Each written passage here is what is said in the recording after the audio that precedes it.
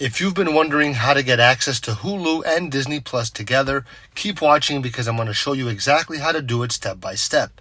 You don't want to miss out on all that awesome content, do you? So first, check if you have the right plan.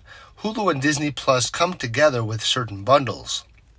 If you have one, it's time to move to the next step.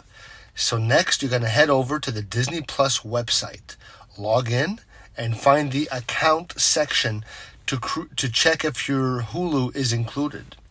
Then you're going to go to Hulu's website, and if your accounts are connected, you're going to see Disney Plus content. So if not, follow the activation link that pops up.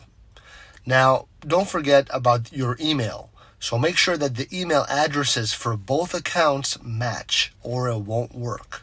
All right? Now, let's talk about something else. Let's talk about the final step. Restart both apps. This refreshes the connection and gets everything working smoothly. All right? So if you're excited to enjoy Hulu with Disney Plus, let me know in the comments. Hit that like button, subscribe. Thanks for being here. Love you. Ciao.